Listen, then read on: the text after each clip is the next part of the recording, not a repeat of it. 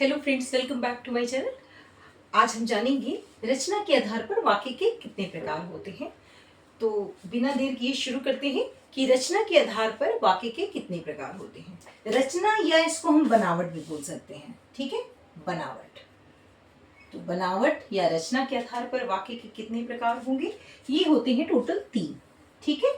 इनको 3 भागों में बांटा जाता है। वो होते हैं कौन कौन से? एक होता है सरल वाक्य, ठीक, सरल वाक्य, और दूसरा होता है मिश्र वाक्य। तो मिश्र वाक्य हो गया। इसके बाद एक होता है संयुक्त वाक्य, ठीक, संयुक्त वाक्य। अब देखिए, सरल वाक्य से हम शुरुआत करते हैं कि सरल वाक्य क्या होंगे।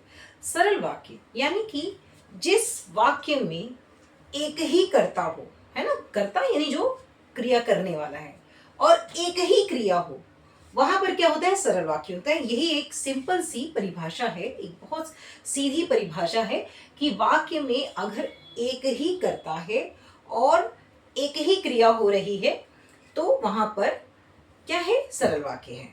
सरल वाक्य को बहुत अच्छी तरह से समझने के लिए हमें क्या करना होगा? हमें इसके अंगों को भी समझना पड़ेगा। यानी इसके 2 अंग हैं। कौन कौन से हैं? एक समझिए, उद्देश्य होता है, ठीक है, और दूसरा होता है विधेय, ठीक है। उद्देश्य और विधेय, ये 2 सरल वाक्य के क्या है? अंग हैं। अब उद्देश्य कौन है? किसी भी वाक्य का जो कर्ता होता है, ठीक है, किसी वाक्य में जो कर्ता है वो क्या है? वाक्य का उद्देश्य है, ठीक है, वाक्य का उद्देश्य है। विधेय कौन है? जो क्रिया है ना, जो क्रिया वाक्य में हो रही है वो वाक्य का विधेय है, ठीक है। जो भी क्रिया हो रही है वाक्य में, वो क्रिया क्या है? वाक्य का विधेय है। तो उद्देश्य है कर्ता, कर्ता, और विधेय है क्रिया। अब इसको एक उदाहरण से समझते हैं। देखिए, इसका एक सीधा उदाहरण मैं आपको बताती हूँ। मान लीजिए, देखिए, मान लीजिए मैंने लिखा सोहन बाजार जाता है, ठीक है, या गया, कुछ भी आप लिख दिए, या गया था, कुछ भी लिख दिए। तो सोहन क्या है इसमें? सोहन तो आपका हो गया उद्देश्य यानी कर्ता, ठीक है। सोहन क्या हो गया? उद्देश्य हो गया।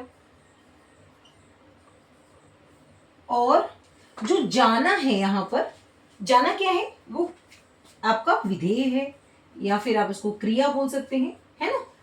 तो वाक्य क्या हुआ? ये सरल वाक्य हुआ, क्योंकि एक कर्ता है। जैसे मैंने आपको परिभाषा से बताया कि सरल वाक्य की परिभाषा होती है कि एक कर्ता होगा और एक क्रिया होगी। पर क्या होता है कि कभी कभी 2 उद्देश्य भी वाक्य में आ सकते हैं, और तब भी वो वाक्य सरल वाक्य में ही आएगा। देखिए, समझिए इसको। माता पिता बाजार गए, ठीक है। अब देखिए, यहाँ पे क्या है? जो माता पिता है वो क्या है? माता और पिता, यानी कि 2 उद्देश्य हो गए। 2 लोग की बात हो रही है, तो यहाँ पे उद्देश्य कितने हैं? 2 हो गए। यानी कर्ता कौन कौन है? 2 कर्ता हैं इस वाक्य में, लेकिन उनकी क्रिया एक ही हो रही है। एक समय में एक ही क्रिया हो रही है, उद्देश्य दोनों की। तो इस वाक्य में उद्देश्य 2 हैं, पर क्रिया क्या हो रही है? एक ही हो रही है। तो ये कौन से श्रेणी में रखा जाएगा? ये होगा सरल वाक्य, ठीक है। ये भी सरल वाक्य है, ठीक। इसको हम सरल वाक्य की श्रेणी में रखेंगे, ठीक। एक और उदाहरण समझते हैं। देखिए, एक और एग्जांपल से हम थोड़ा सा समझते हैं इसको। मान लीजिए मैंने लिखा पायल, काजल, सीमा व राधा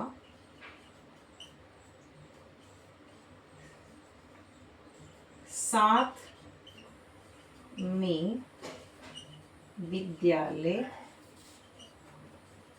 जाती थी। ठीक है, वाक्य काफी बड़ा लग रहा है।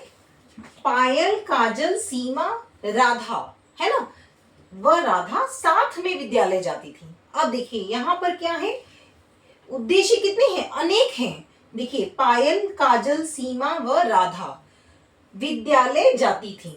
अब यहाँ उद्देश्य तो ज्यादा हो गए, लेकिन एक साथ जो क्रिया हुई यानी जो विधेय है वो क्या है, एक समय में एक ही हुआ, तो ये भी क्या है, सरल वाक्य है।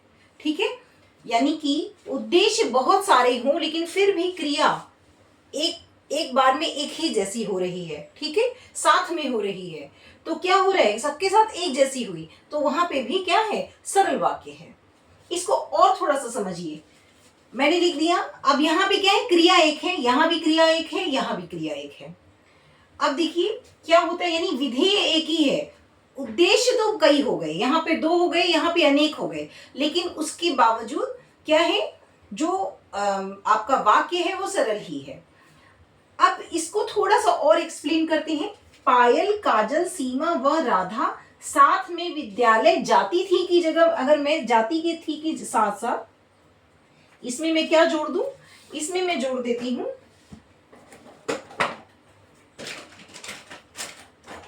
देखिए जाती थी, इसकी जगह में मैंने लगा दिया आती और जाती। ठीक है, आती जाती कर देती हूं उसको मैं, आती और जाती, यानी कि दो क्रियाएं भी दो हो रही हैं, आ भी रही हैं और जा भी रही हैं। ठीक है, तो अब यहां दो क्रियाएं हो गई, पायल, काजल, सीमा व राधा साथ में विद्यालय आती जाती थी। यहाँ पे आना और जाना दो क्रिया एक साथ हो गई, एक वाक्य में उद्देश्य भी अनेक है, क्रियाएं भी दो हो रही हैं, इसके साथ साथ ये क्या है, ये सरल वाक्य है। क्यों सरल वाक्य है, क्योंकि जो इनका अनुपात है, या फिर आप इस तरह से कह सकते हैं कि एक उद्देश्य बहुत सारे हैं लेकिन उनकी जो आने जाने की क्रिया हो रही है, जो विधेय है वो समान रूप से उनके ऊपर दिखाई दे रहा है। ठीक है, वाक्य क्या हो रहा है, सरल क्यों है, क्योंकि जो वाक्य है उसमें उद्देश्य अनेक होने के बाद भी जो आने जाने की क्रिया है वो इन सभी उद्देश्य पर एक साथ एक बराबर हो रही है। ठीक है, तो अब आपको समझ में आया होगा कि सरल वाक्य की जो हम परिभाषा इस तरह से लिखते हैं कि एक ही उद्देश्य होना चाहिए, एक ही कर्ता होना चाहिए, एक ही क्रिया होनी चाहिए, ऐसा नहीं है। कई बार ये सिंपल सी एक परिभाषा दी जाती है कि एक कर्ता होगा और एक विधेय होगा, वहां पर सरल वाक्य होगा। ठीक बात है, पर कई बार वाक्य इस तरह के भी आते हैं जो उद्देश्य दो हो सकते हैं या उद्देश्य अनेक भी हो सकते हैं, और एक क्रिया हो सकती है या दो भी क्रियाएं हो सकती हैं, पर हमें उनका प्रभाव भी समझना है कि क्या जो वाक्य में प्रभाव हो रहा है, जो क्रिया हो रही है, सबके साथ एक बराबर हो रही है, तो वहां पर सरल वाक्य होगा। अब आपको मेरे ख्याल से समझ में आ गया होगा कि सरल वाक्य कैसे पहचानेंगे आप। ठीक है, आई होप कि आपको वीडियो अच्छा लगे तो लाइक, सब्सक्राइब और शेयर करें।